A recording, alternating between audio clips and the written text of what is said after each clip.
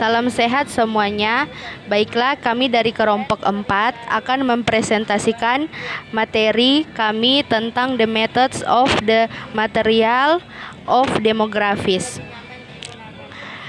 Kita masuk pada perkenalan kelompok 4. Yang pertama Velia Everlyn Pianaung sebagai penjelas materi, yang kedua Gabriel Hiskia Haryanto sebagai penjelas materi, dan yang ketiga Galatia Kawan yang menyusun materi. Kita masuk pada materi yang pertama, yaitu ukuran populasi. Ukuran populasi biasanya merupakan fakta demografis pertama yang coba diperoleh pemerintah. Sensus awal suatu masyarakat seringkali hanya berupa hitungan kepala, khususnya pada masa pramodern. Pencacahan ditekan pada potensi fiskal dan militer. Oleh karena itu, wanita, anak-anak, alien, budak, atau penduduk asli biasanya relatif kurang dihitung atau hilang sama sekali.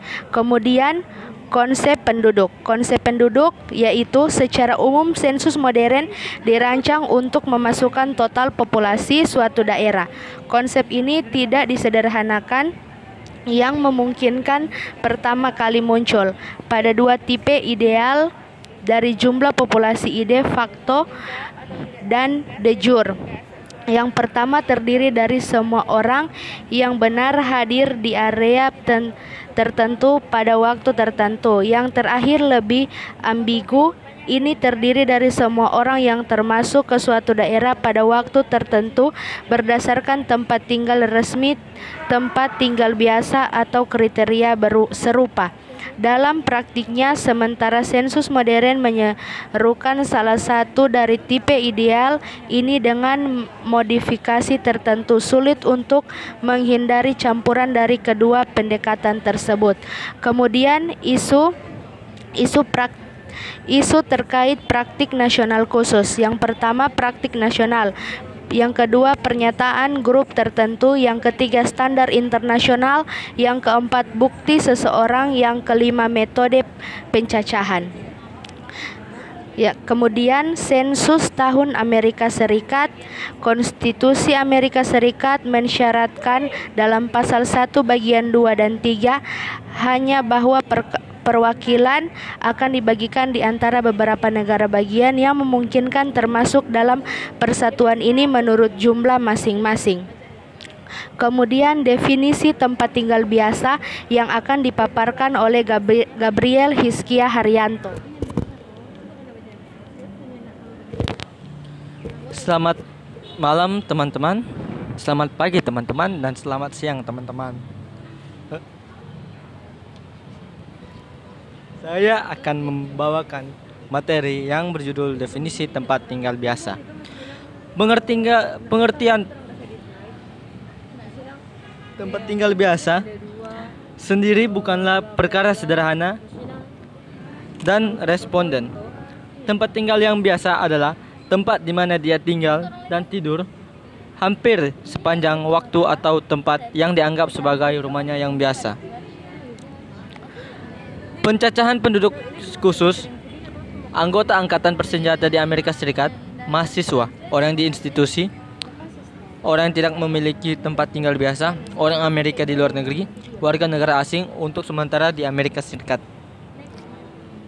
Kasus diragukan.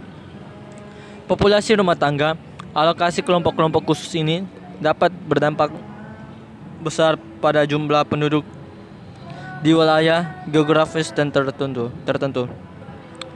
Perhitungan yang dipublikasikan sering membedakan ukuran dan karakteristik populasi normal suatu daerah yang tidak hanya anggota angkatan bersenjata yang ditempatkan di sana dan tinggal di barak atau di atas kapal, tetapi juga orang-orang yang tinggal di institusi, asrama perguruan tinggi, dan lainnya perempat kelompok. Sensus khusus dan survei penduduk saat ini, untuk sebagian besar tempat tinggal biasa didefinisikan dengan cara yang sama dalam survei sampel nasional yang dilakukan oleh Biro Sensus Amerika Serikat. Mereka sebagian besar terbatas pada non-institusional sipil.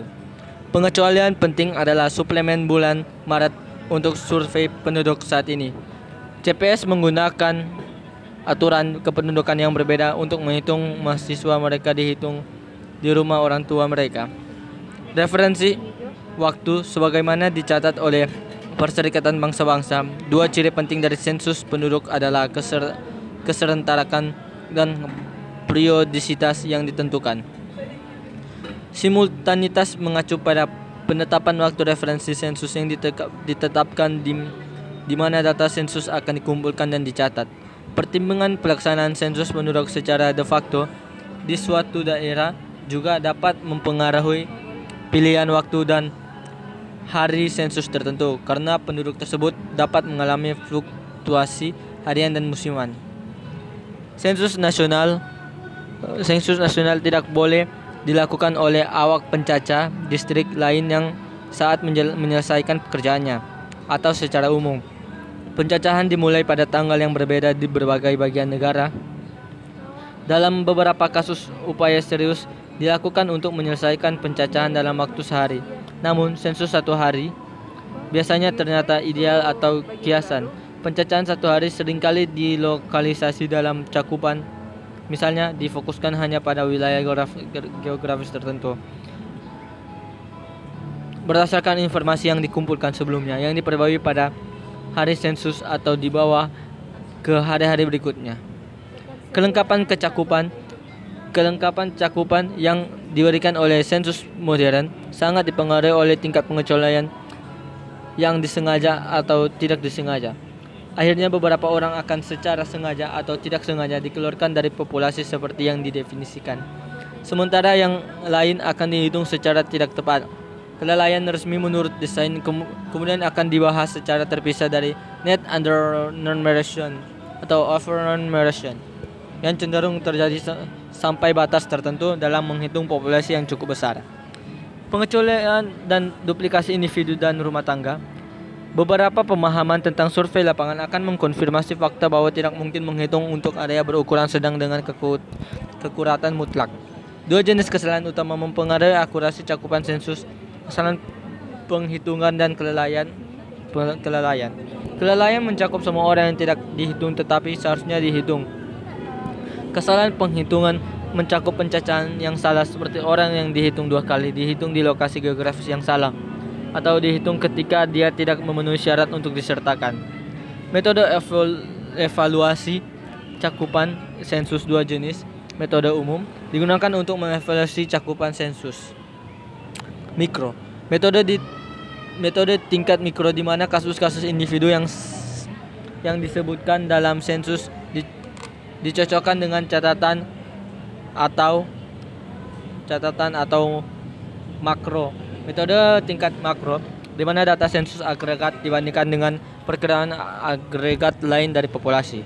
Thank you. Sekian dan terima kasih. Apabila ada mempunyai kesalahan kata, tolong dimaafkan.